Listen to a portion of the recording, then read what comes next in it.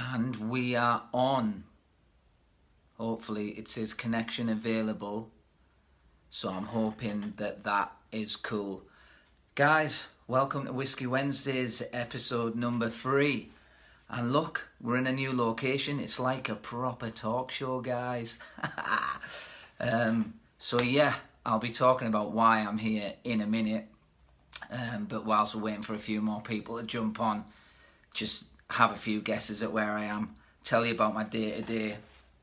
Well, it was a bit nuts. I'm training a lot at the Richmond Fight Club at the moment with some crazy strength and conditioning coaches and professional fighters.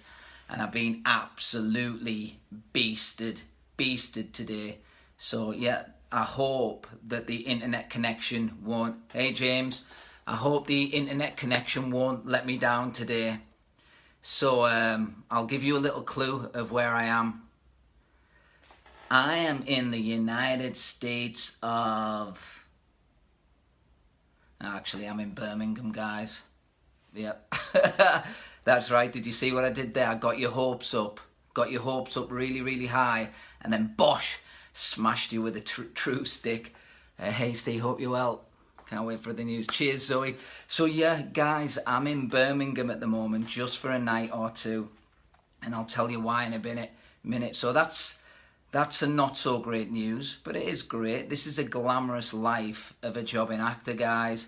You know, I'm in Birmingham today in a hotel, going to shoot tomorrow and possibly Friday, depending on if we stick to schedule. I did The Mummy, you know, that big £250 million freaking monster film with Tom Cruise and Russell Crowe. Yeah, I thought, got a week on that, get in. I'm going to be going to... Shame I'm not in Borough for a Palm all night. I'm going to be going to Egypt, Israel. I'm going to be flying here, there and everywhere.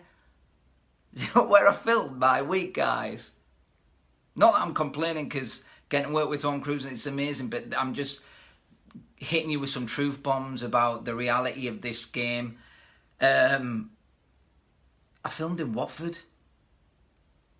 I filmed in Watford at the Warner Brothers Studios in Watford where they did all the Harry Potters. It was incredible though. Just the history there and the size of that set. I've never been on anything like that in my life, so that was intense. But yeah, so Birmingham, Liverpool, Watford, I'm still waiting to get those jobs where they'll take me to those glamorous places. But to be honest, guys, it doesn't matter where I am as long as I'm acting, as long as I'm on set and I'm doing my thing, the thing that I love to do. I'm a happy boy. So yeah, that's not the not so great news, but the good news is I got me a whiskey. Can you hear that? I love that sound. That sound is freaking awesome. So I'm going to take a sip. By the way, guys, £8. £8, I'm in Birmingham. I'm from Bury, you know. £8's like a freaking mortgage to me, man. So I'm going to take my time and enjoy this. Okay, guys, so the reason why I'm in Birmingham... Hey, Stephen, well done on your job. Oh, cheers, Stuart. Thank you, brother. So the reason why I'm in Birmingham, guys, is I can't say too much in terms of the character I'm playing or storylines or anything like that. But I can tell you the show that I'm doing, and it's my first for the BBC. In fact, I think I've only ever auditioned for them twice. I hope you're all having a whiskey or something, guys. Cheers to that.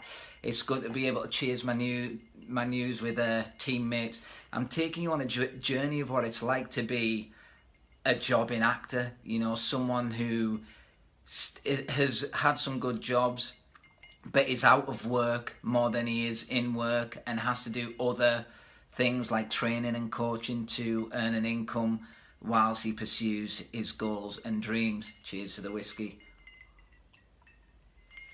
So yeah, guys, the show £8 out. That's it, Rue. So the show I'm doing, guys, for the BBC it's a show called Doctors. Now, for many of you who don't know it, it's been running for about 19 years. It's a daytime soap. It's won plenty of awards, and to be honest, it's my first job for the BBC, and I'm over the moon, and I can't wait to get stuck in tomorrow. But again, This is my first job, guys. My first job on British television in 7 years. 7 years. That's how nuts this industry can be. And any industry, I'm giving you my story and my journey in the chosen profession, the career that I've chosen. Thank you, Tony. Thank you, mate.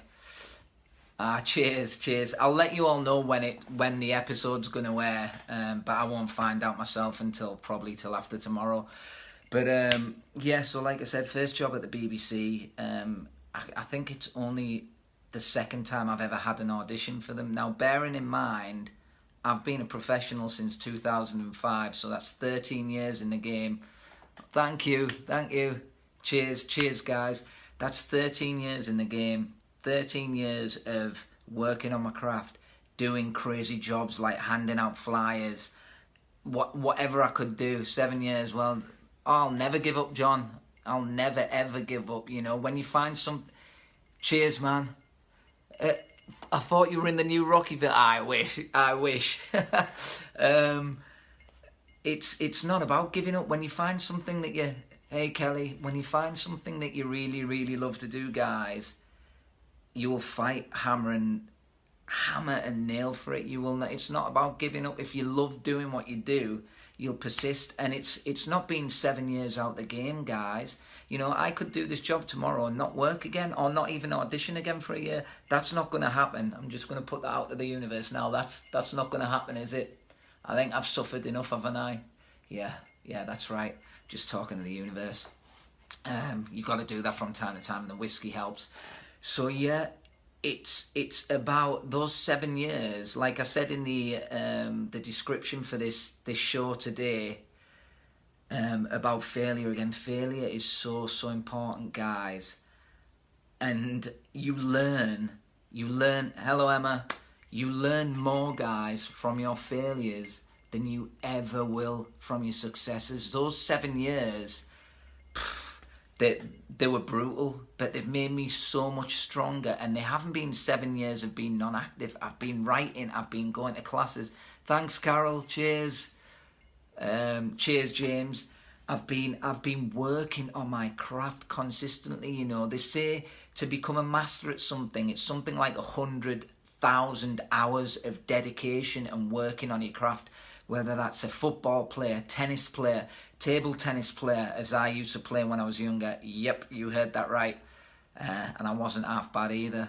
Could have been better, but I wasn't half bad. It takes, is it 100,000 hours or 10,000? I think it's 10,000 hours, 10 years of consistent discipline and dedication to any one craft to get to an exceptional level, guys. Now, I always say hard work beats talent, and trained my better half with her bro in LA. Cool. Thanks, Emma. So yeah, hard work beats talent, guys. And I always say this, and this isn't for you guys to go, oh no, it's not true. I've never believed that I was super talented. I still don't.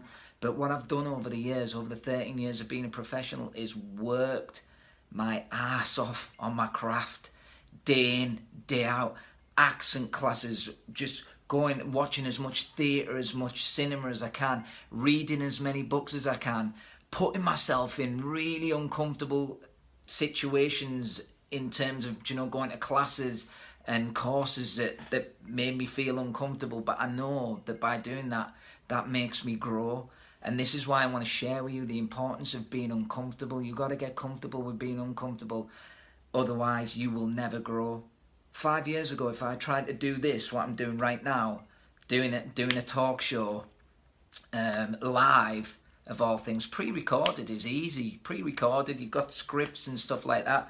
That's easy. Doing this, it's a different ball game, guys. And the only reason I can do it is because for the last 10 years, I've gone through a journey in my life that has allowed me to be so open and free. And sometimes with you guys, I say things that, like, sometimes I second guess myself. I'm like, oh, no, I really feel, but I have to. I feel compelled to tell you guys because I don't want any single one of you watching right now to ever think that you can't be truthful. Because honestly, greatness comes from truth. Greatness comes from being able to put yourself in vulnerable situations and hold your head up high. To be able to say, you know, I'm not perfect. I'm freaking far from perfect. But the one thing I will do is I'll always be aware of my imperfections, and I'll wear them as a badge of honor, and I'll constantly work every single day to try and be a better human being. And by doing that, everything else will work. Everything else will work. Work hard, play hard, enjoy the whiskey. Thanks, James. So yeah, guys, so feel free whilst I'm chatting away because it's a lot better when people are asking questions and stuff, especially when I'm flying solo, because you don't want to hear me rabbit on for an hour, and it gives me a chance to drink. So Doctors, it is the first job on British TV, which is awesome, and what a show to be in. It's fast paced, it's a lot of work in a short amount of time, so you need that muscle. You'll never work as fast as you do on a soap. They are, like, out of everything I've done, films, theatre, and soaps are by far the hardest, because you have so little prep time because of how quick it is.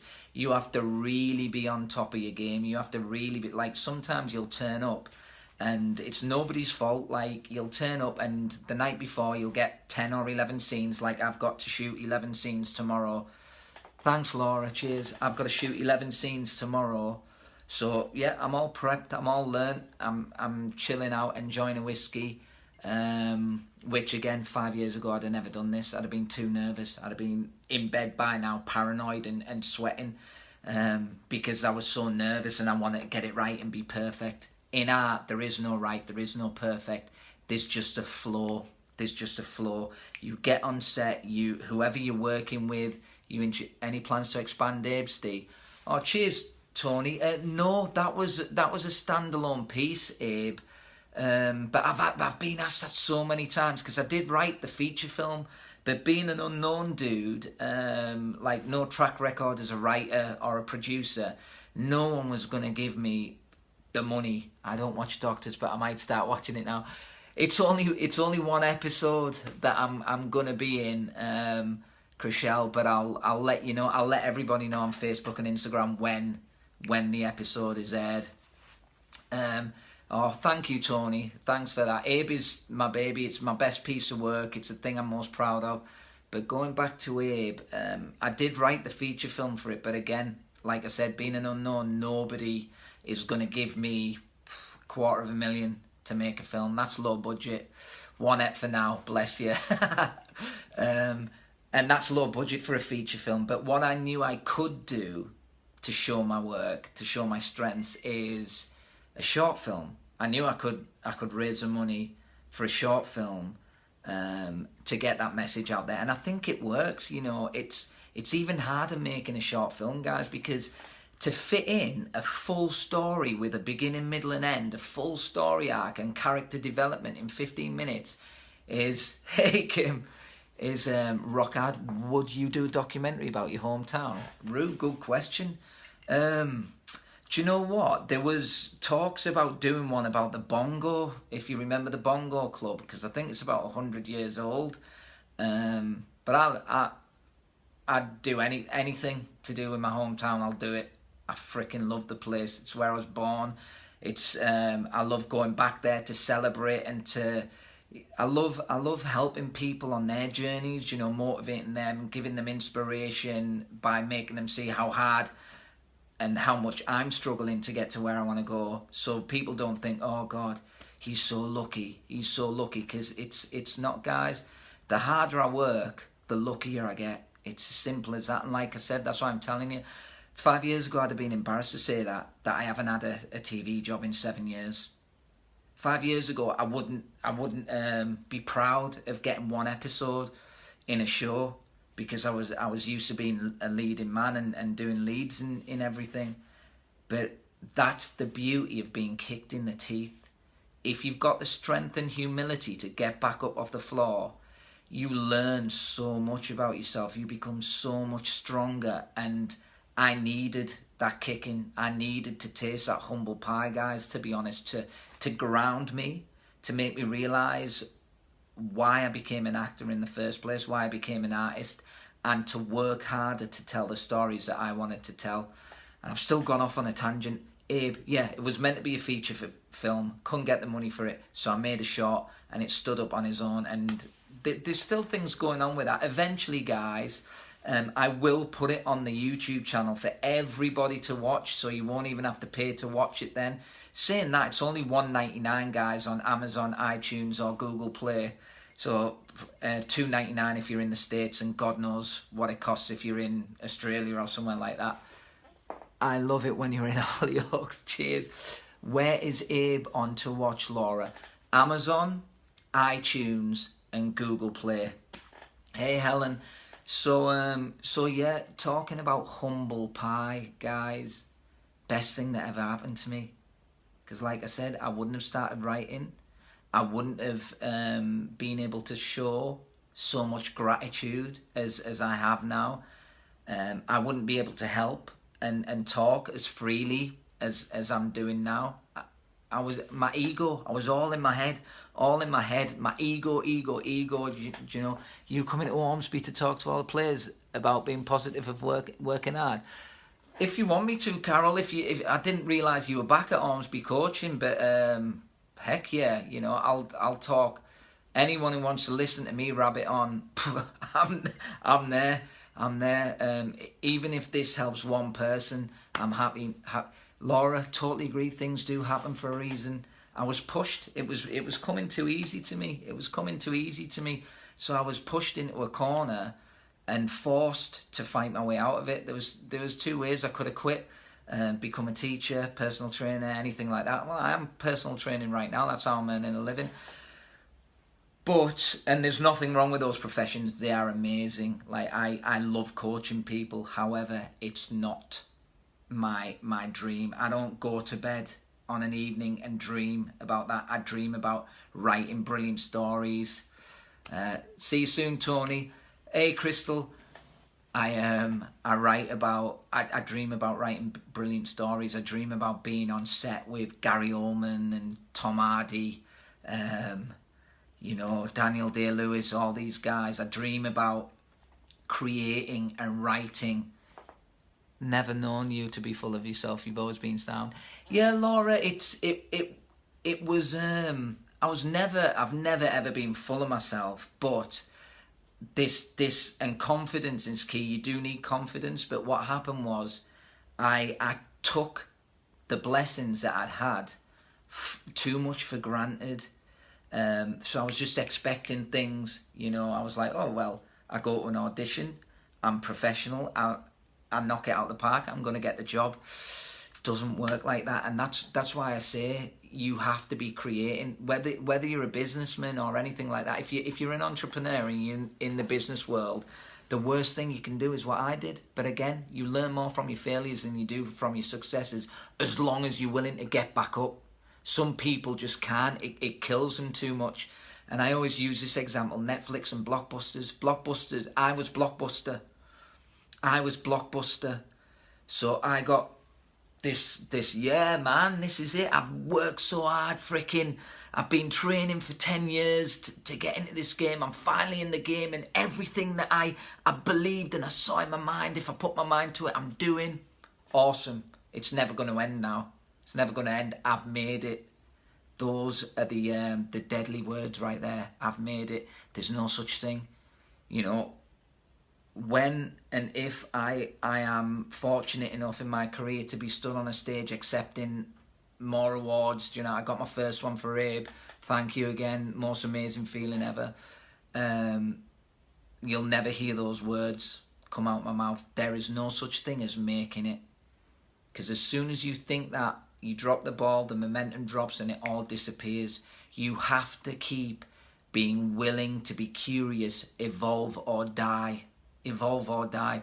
Blockbusters, yeah, I was Blockbuster. I got cocky and confident, thought, oh, that's it, done. I don't need to work hard anymore. Do you know, like when you go to university and you finish your 3 years and you come out of university, you're like, I've done all the hard work now. Where's my job? What do you mean? What do you mean I haven't got a job? All right, then I'm not working. It destroys you. Always got to push yourself. So yeah, and then Netflix came along. See you later, Blockbuster. That's exactly what happened to me. It was like that. Stephen who? Beat it. Do you know what I mean? There's a million of you. And that was it. For 7 years, I was Mr. Invisible. And still now, even though I'm booking these jobs here and there, you are always going to be Mr. Invisible until you get to a level where you start to get offers. I'm a hunter at the moment, guys. I'm constantly hunting. I'm not in a position where the jobs are dropping at my feet. I'm not in a position where the phone's ringing off the hook. So I have to hunt. I have to keep grounded. I have to keep hunting. I have to keep writing. I have to keep creating. Cheers, James. Thank you, brother. And I will never, ever stop doing that.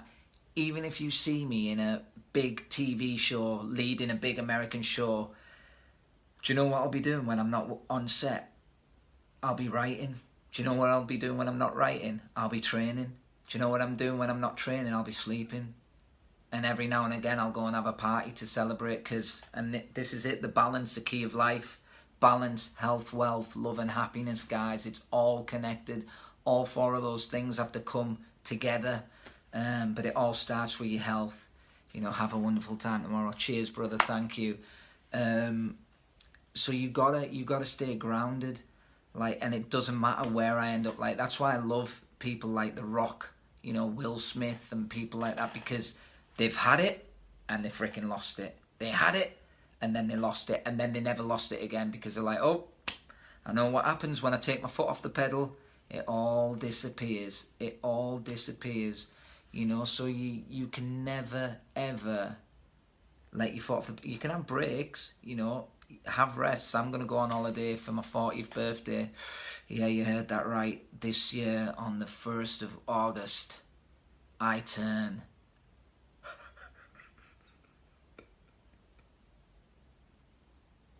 No, actually, I'm quite excited about it, to be honest. 40 is a new 20, guys. And again, I probably wouldn't have admitted my age a couple of years ago, thinking that it's something bad. It's bizarre. It's bizarre what goes on in your brain. But I train. I'm training harder. Wow, Steve, so refreshing to hear your words. So easy. Oh, cheers, Helen. I can't see any more of what you've written, because it's saying see more, and I daren't press it in case I turn the thing off. But yeah, Helen, I'm trying. I want to make this show, like, I want to share with you guys, because you are the original audience of Whiskey Wednesdays. Now we're 3 episodes in, guys. Hey Ash, hello mate. We're 3 episodes in, team. You are the original watchers of this show. Now my dream for this show is to blow it up, and I'm going to say that to you guys now. Now Nate, hello mate. I want to blow it up. I want it to become a mainstream talk show where I have guests on every week. Do you know, for the level I'm at, I grab people as and when they're available. So I might have a guest on here twice a month, once a month minimum I'll go for. Otherwise it'll be me on here answering questions. I'm going to have artists on here when I get a proper venue, do you know, unsigned artists singing their original songs. I want to give everybody a platform, and I want to talk, hey Nikki, and I want to talk about their journeys and their struggles, and see if we can figure out a game plan. You always need a strategy, guys. You cannot just leave your life in the hands of other people. That it's not going to... I did that for years with my career. As soon as I finished Hollyoaks, I was like, right, agent, get me those auditions, I'll go in there and smash it. Do you know? And what happened? Not a single call, guys. But instead of being proactive and I was going to classes and stuff. That's what I thought you do, and you should do that. But it's not enough. You've got to be more proactive than that. You've got to create. So instead of creating, what was I doing? I was doing the bare minimum, guys. So I was going to classes, accent classes, acting classes, just to keep sharp. Because this is the insanity of my industry as well. If people go to drama college and train, When they graduate and they become professionals. Hey James, cheers. When they graduate and become professionals, and I put it in quotes because how can you become a professional at anything after 3 years? It's ongoing. Art never ends. You know, yes, Shane, art never ever ends. It's ongoing. So a lot of people, when they graduate from drama college, like university, they have this sense of entitlement. I went to a professional school, I'm a professional now, where's my jobs? What they forget to understand is they might be competing against people who've never been to a drama college, but they've been working for 10 years. And that 10 years far outweighs your 3 years at drama college. And they stop training. So they've hit a certain level in their professionalism and their level as an artist, and that's it, bump, that's their level. They ain't ever going to go anywhere else because they are not pushing themselves and developing. It's like Andy Murray or Djokovic in tennis. I say tennis because I like tennis. Imagine if they stopped training right now. Give it not even a year, and those people who are like 5 or 6 places below them, if they continue training, they will be destroying the Djokovic's of the world. Destroying them, you know. If Djokovic stopped for a full year, I don't know, I'm guessing, but I'd be shocked if he never trained, never did anything for a full year.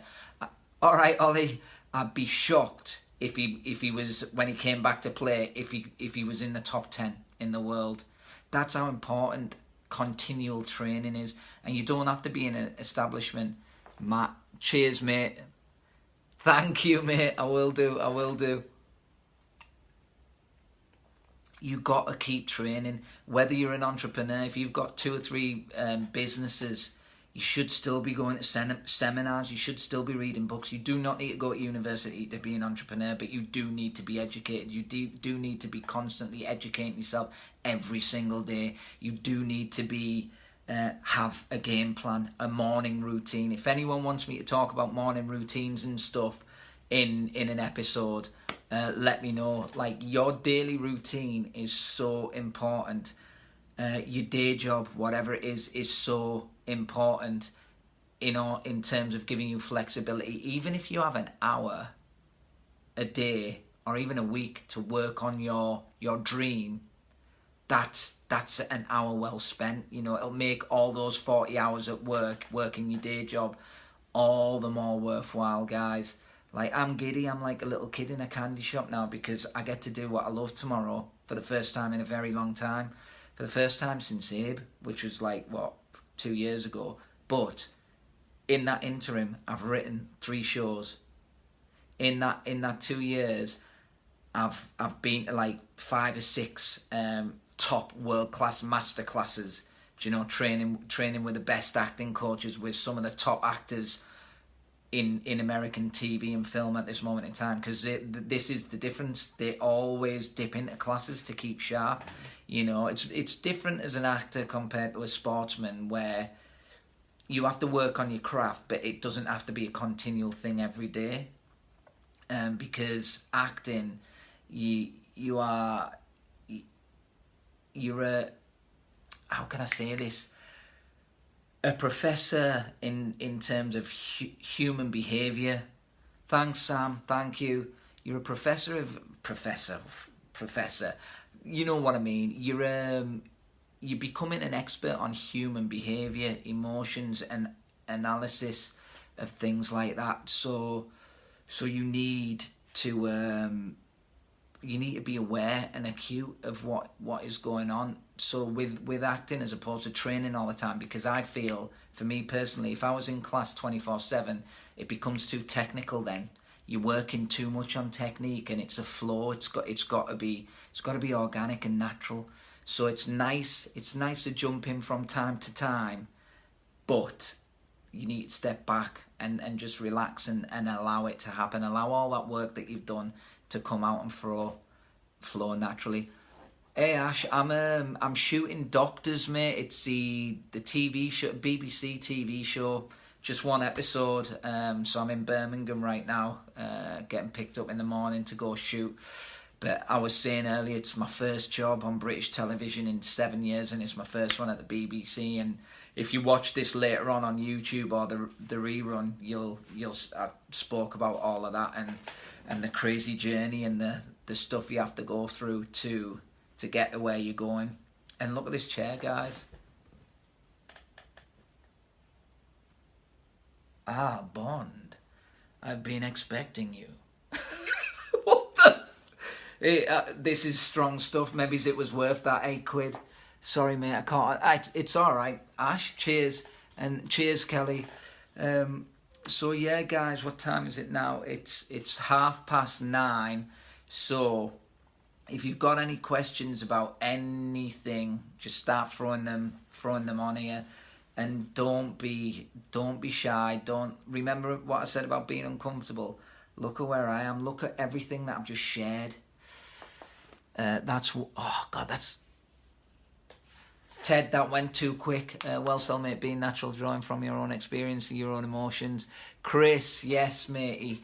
I daren't because I can't see the rest of the message. It keeps saying see more, but I don't want to press it because if I press it, the feed might end, and I don't think the Wi-Fi is too good in this hotel. Cheers, Jamie. Thank you, mate. Jamie, I'm loving the BJJ, by the way. I broke my nose a couple of weeks ago, though, so I have to calm down a bit. I can't believe I got this job, actually. I walked into the audition with a broken nose, and the director went, "What happened there?" I went, "Fell over." He's probably watching this. He probably knows now. I fell over. I got an elbow in the face. That's what happened. Complete accident. Brazilian Jiu-Jitsu is amazing. I'm terrible at it though. But that's why I love it. Because when I find things that are really, really hard, but I know are worth doing, I get obsessed with them and I have to do them. Most actors I've worked with went too quickly. Jamie, I will, mate. I will keep it up. Can't wait to come home for a bit and get some lessons from you, because you are the man. So yes, guys, if you can do me a massive favour as well, please, the link is in the description for this Whiskey Wednesday app. Please share, like and subscribe to the channel, because the more it grows, the more I'll be able to do this, the more I'll be able to get guests on who've got incredible stories, and the more we'll be able to sit and riff. Because at the end of the day, guys, like, what I'm doing at this moment in time, working on television, who's going to win Love Island, Steve? I don't know what that is, mate. Sorry, lol. It's all right, Ted. And it just, because it keeps going so quick. If you've got really important questions, guys, just copy and paste your question and just keep typing it. Just printing it on here so I can see. Subscribe, mate. Cheers, Bri. Yeah, subscribe, guys. And because there's just so much more good stuff coming. I've forgotten what I was going to say there, but it's all good. I'm all in my head. Do I still play ping pong? It's table tennis, Helen. No, I don't. I haven't played since I was 19. For those of you who want to know, table tennis was my first love. That's what I first wanted to be. From the ages of 14 to 20, I think I played. Was top 20 in England for my age group. Not great, but not bad either. Hey, Angela. Yeah, it was my first love. But I knew I had to quit. No, just agreeing with your masterclass point. Cheers, Ted. So yeah, that was my first love, and that's what I wanted to do for years. And that was my first feeling. Do you know, Michael Jordan had basketball. Baseball. He failed at that, and he went into basketball and became the most amazing freaking player of all time. What have you got planned for your 40th? Cool question. I'm going away to Bruges for 3 or 4 days, so that'll be cool with just a close group of my friends. And then on my 40th, I'm going to be in Borough, guys. So anyone in Middlesbrough, please come out. Saturday night, my birthday's on the 1st, which is Wednesday, Thursday, Friday. Saturday night, what's that? 1, 2, 3. So Saturday the 4th of August, I'll be in Middlesbrough town. Yes, Ash. So I'd love everyone to come out and have a drink with me. That would be That would be awesome. And we'll get a team photo for Whiskey Wednesdays. I'll probably be in, oh God, I've forgotten the name of it. I don't think it's called Skins and Needles, but it's owned by a great friend of mine, Matthew Salvin.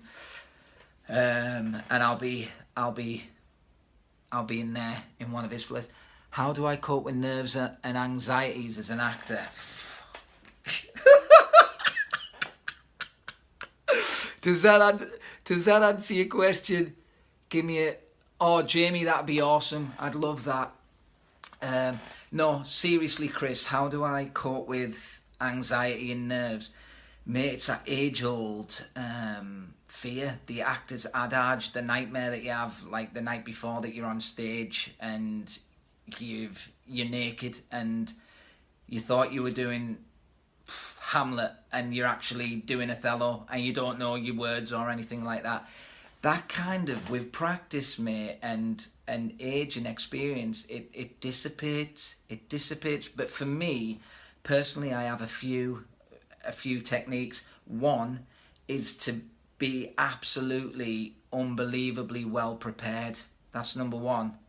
And number two, to be absolutely and utterly willing to throw all that preparation straight out the window and riff, because that's where the beauty of acting comes in. That's where it's magical. So it's not being afraid. So I always tell myself, don't do my best, because there's no such thing.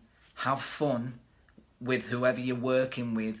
Make sure that they're having the best time ever. Give them everything. It's a selfless art, acting. And if you do that, if you get on set and you make sure that you're giving everything to your teammate, because I call everyone, do you know anyone you're working with tomorrow? I don't. I might get surprised when I get on the set, because, you know, people move around a lot. I'm talking about camera crew, directors, cinematographers. But as far as I know, no, I don't know who I'm going to be on set with. So yeah, so number one, be prepared. Number two, be willing to throw that preparation out the window. And number three, breathing techniques and meditation really help to settle me. And wearing, like, I don't know whether other actors do this, but whatever character I'm playing, I imagine what kind of undies that character wears, and I wear those kind of undies. So if I'm playing a freaking one of them, I'll wear a pair of briefs, do you know, those tighty whiteys, like that, do you know, and it makes me stand differently. So it's just getting into character that way. But definitely visualizing the meditation, 100%. But to boil it down, be massively prepared and be willing to throw all that away.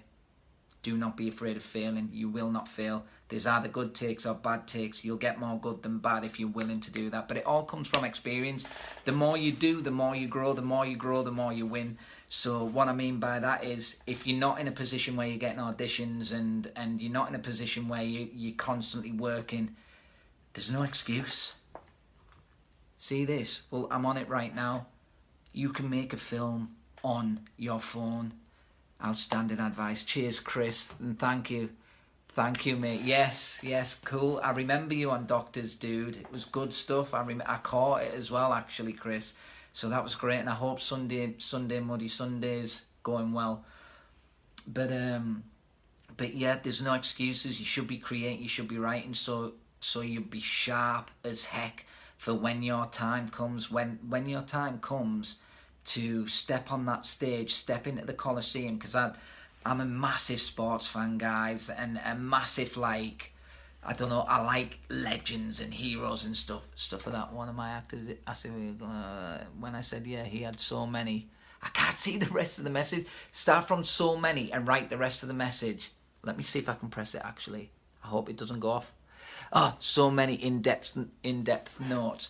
Sometimes too many notes is bad. You need to have a structure, and then you need a riff and something out that riff, and then you can structure more. You know, first draft, second draft, third draft.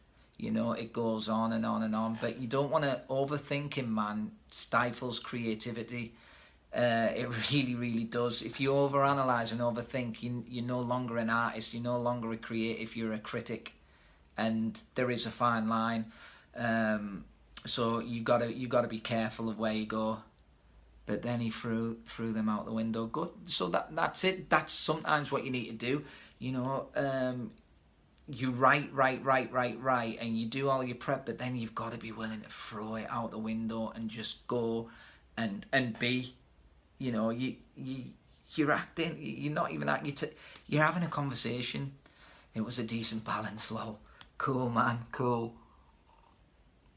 But again, so what I'm talking about, going back to making sure that you are writing and shooting scenes. Like every other Sunday, I get a couple of actors, great actors round my flat, and we work on scenes that I've written, and that helps a lot because we get to mess about. I get to film. I get to learn a different aspect of my industry, cinematography and things, which is an incredible art. Every single person on a set, the ones that you don't see in front of the camera, guys, they're the most important. The lighting technicians, the cinematographers, the sound guys, the editors, Jesus Christ, they make it work. They make us actors look either really good or really shit. It really is that crazy. It is that crazy, guys. So again, you don't want to be caught out. You don't want to be caught stale. Like I said earlier, the harder I work, the luckier I get. And luck is where opportunity meets preparation. You know, if I got a call, I don't know, 10 years ago to star in a film opposite Tom Hardy or Tom Cruise, do you know what would have happened, guys? I wouldn't have been able to sleep for a week. I'd have pinned all my hopes and dreams on that one meeting, thinking if I don't get this, it's over. If I don't, do you know, like on X Factor, when you see them going, this is my last chance. If I don't get this, man, I'm done. I'm done. It's the end of my life. I'll never be able to do it. You're 16, mate. You're 16. What you talking about? Try doing it for 21 years and getting doors slammed in your face, you know. That's it. There's no such thing as this is my last chance. Do you know what? As long as you've got breath in your lungs, you're alive, you've always got chances. Colonel Sanders, whatever his name is, Kentucky Fried Chicken, was broke as a joke until he turned 62. You know, if you give up, then it's done. You know, there's no such thing as this is my last chance. But don't make it now, because there's no such thing as making it. The game is a continuing game. Life, guys, not acting. I'm talking about life now. It is a continuation. You keep going and you keep growing. You know, 10 years, 13 years now I've been working away. 10 years ago, if I'd have got that opportunity, I'd have not slept, I'd have overthought it, I'd have got in the room, I'd have been stiff and nervous and I'd have been shit. Let's be honest, I'd have been completely shit. But now, 10 years in the game, 13, I've had a lot of experiences, and I'm not talking about acting experiences, it's what's happened in life that has made me a better artist.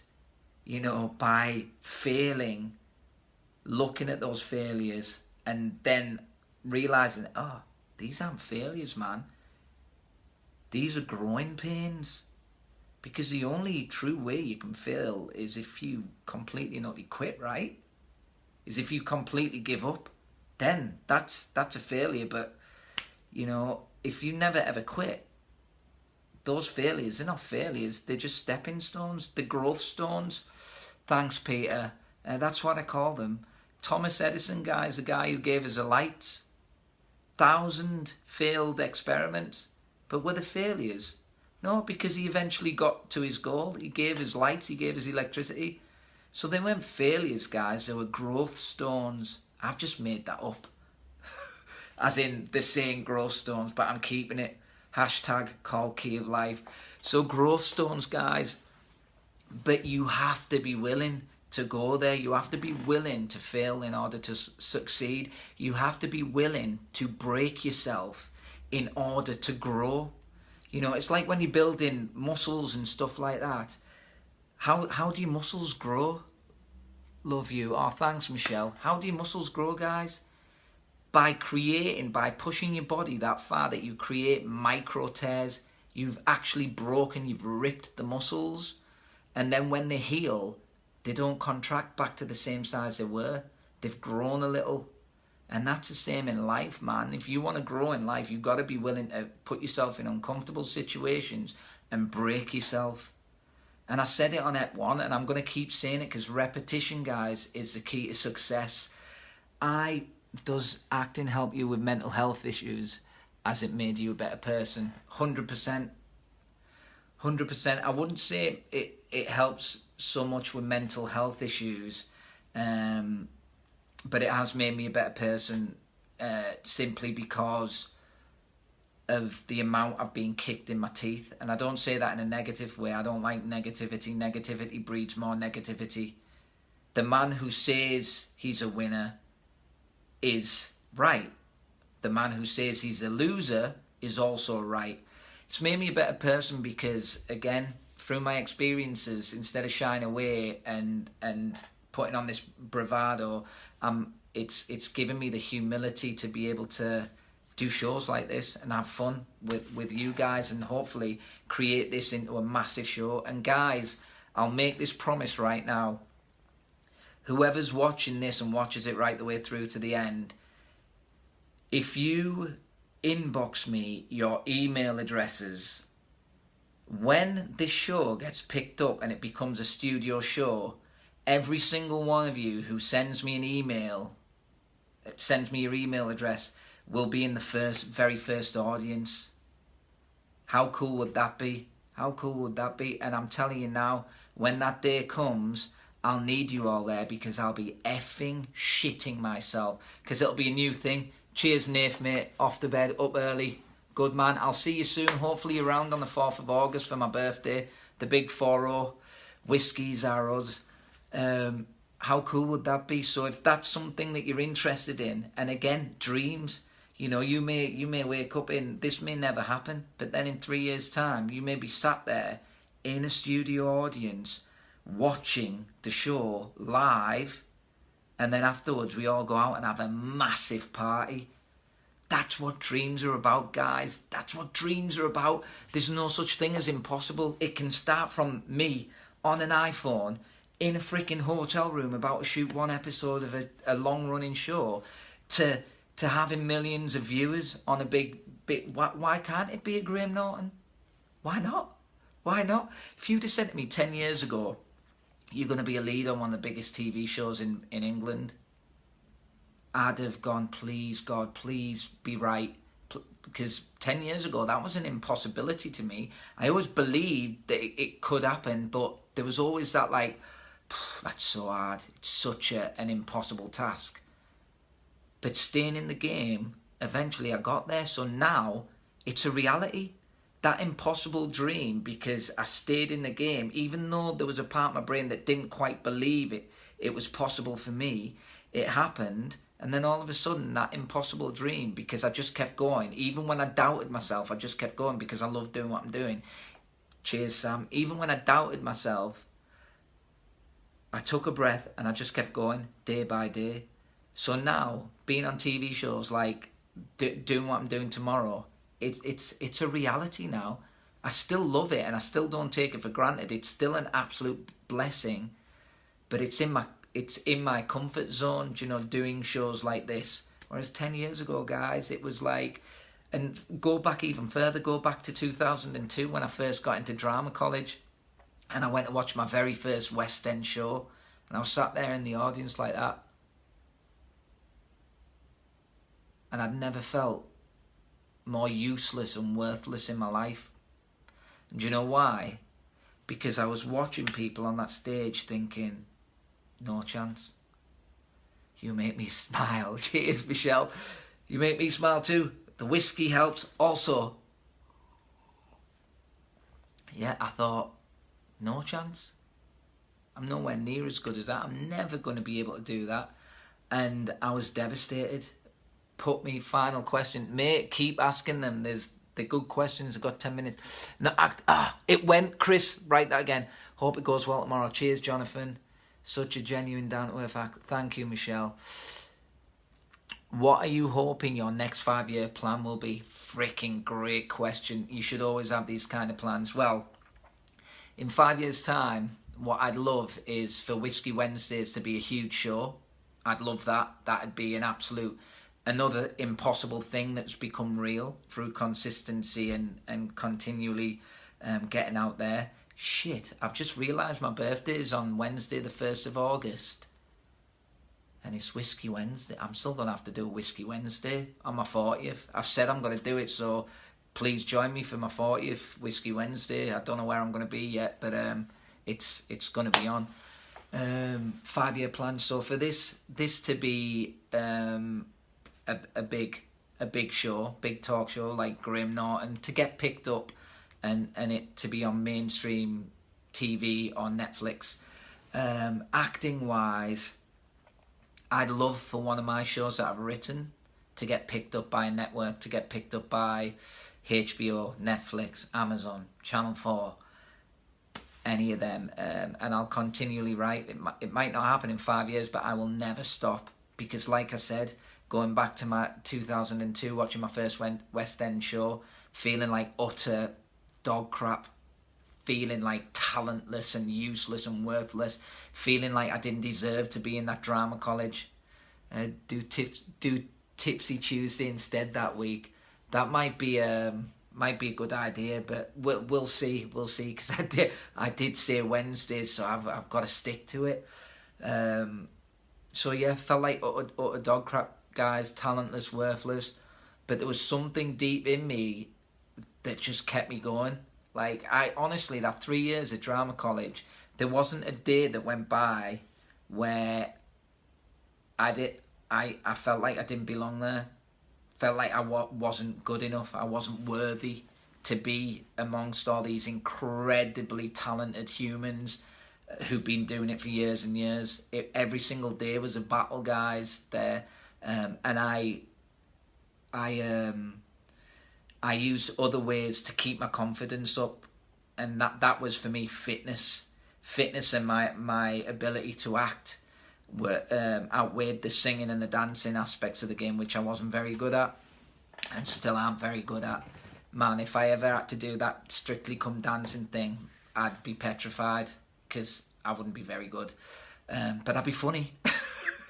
But yeah, so there was a burning sensation after that day watching that first West End show.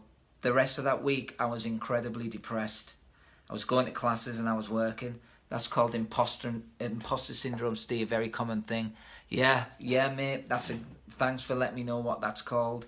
But that burn kept me going, and then I had a realization where I was like, do you know what? Who cares?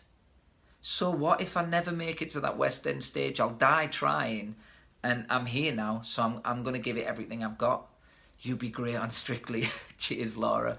Hey, Michael. Now, mate. Busting moves in Revels. Yes, Bingham. But yeah, so then all of a sudden, 3 years of training, and I'm getting into my third year. I'm getting prepped for my third year shows. And I'm going to watch these West End shows now, and I'm thinking, oh, I'm all right. Who wins? Anthony Joshua, Tyson. Anthony Joshua all the way. I think Tyson Fury is a much more naturally gifted fighter, but youth, hunger, and sheer endurance and athleticism will destroy Tyson. The only way Tyson Fury wins is if he lands a lucky punch. It'd have to be a knockout. There's no way that he'll get the decision if it goes a distance. We got 5 minutes, guys. I gotta get an early night because I gotta get up early, man. But Revels posse. So yeah, 3 years. I'm in my final year and I'm watching these West End shows and I'm like, I could do this. I think I could do this now. I miss Ravi Rai. What are the rest of your ex-Hollyoaks family up to? Good question. I keep in touch with Syra quite a lot. She's in a show called No Offence on Channel 4. She's been a regular on that for ages. I think it's Paul Abbott, the guy who created Shameless. So she's doing that.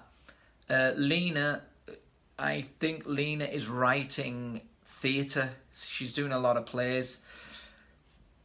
My mum and dad, I'm just arriving at my hotel. Speak to you in a bit, mate. My mum and dad, I saw Neela. I saw her in a Liam Neeson film not too long ago, and she was awesome. The one on the train. She's one of the passengers, you know. It was very, very recent. And Anthony, who I love, I haven't spoken to for a while, but he's doing a lot of theatre. He gets the odd American show here and there, but it's all good, man. It's all good. So okay, we've got a couple of minutes more, guys. So I'll sit here and sup this with you guys. If you've got any more questions, fire them away. Live from Birmingham. Hopefully one day it'll be live from Vegas, live from Iceland. But it'll be very, very cool. So yeah, so then the theatre became a reality. Then I got my first theatre job, literally 2 weeks out of graduating, and then all of a sudden that became a reality. But then it was television. Can I be an actor? Can I do that? No, man. And again, running through some scenes and stuff, because musicals are very different to TV acting.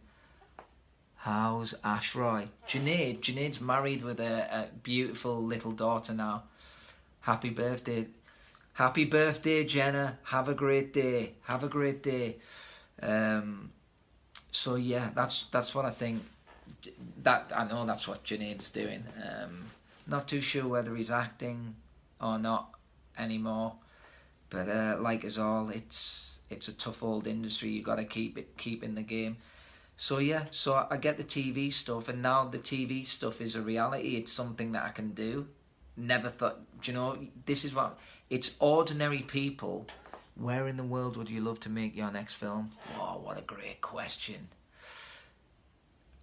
Sam, I've said happy birthday to Jenna, but I'll say it again. Happy birthday, Jenna. Make my next film. My God, I've never thought about. Do you know what? I've written a show called Warlord. That's a working title. They change a lot, do you know, as I go on. For instance, Abe's first name was freaking Puppy Love. Can you believe that? This is what I mean about growth and continuing and evolving stories. So the original story, the original short film, was still about a homeless, mentally ill recluse, but it was about his relationship with a stray puppy, and it was called Puppy Love. So Warlord is set in ancient Persia. So I'd like to go somewhere where we could emulate that. So Egypt maybe, and because again, for me, it's not about where I am. It's about the location that will best serve the story that I'm trying to tell. You know, but what a great question. So yes, theatre thought was impossible, ended up becoming possible. TV thought was impossible, but I kept going because I love the game, and every single time I was getting better and better at my craft, more confident, more experienced. It became a reality. Now I'm going for that next level. And continually trying to climb and grow. So that next level for me is getting one of my big TV shows commissioned, which I've written and put out there. So it all becomes a reality. And the reason why I'm on here as well, guys, you didn't, lol. You did, lol. I didn't want to miss it because the comments are flying up. Any plans for my 40th? Yeah, I'm going to Bruges, Michelle. I'm going to Bruges with a couple of friends. And then I'm going to be in Middlesbrough on the 4th of August to celebrate with my friends and family there. Thanks, Angela. Great answer about the location, Susie Wright, and cheers, Andrea.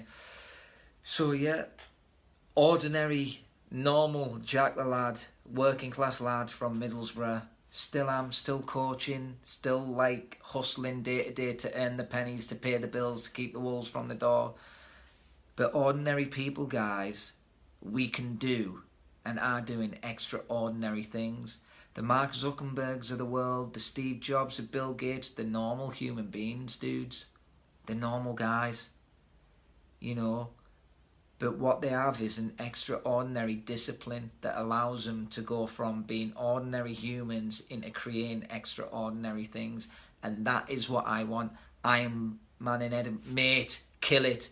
Get yourself to sleep, man. And good luck. You've been training hard for that, man. I'm looking forward to hearing how you get on. So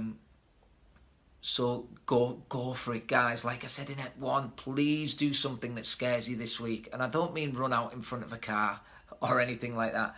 If it's public speaking, enroll in a public speaking course. If it's anything, do you know, someone mentioned going for a run. It doesn't matter how big or small your fear is. Start small, start with something small and then grow. Because that is the only way you're going to get out your comfort zone and go from being ordinary to extraordinary. And we're all in this journey together. We can all do it together, guys. Okay, it is time for me to sign off. So I'll finish by, if there's one more question or anything like that, that's cool. Otherwise, thanks for watching, guys. Episode 3's gone down a treat from Birmingham. And I'm going to finish by saying that line again. Greatness, all that is ordinary people doing extraordinary things. Big day tomorrow, guys. Good night. Peace out and thanks for watching. Bye-bye.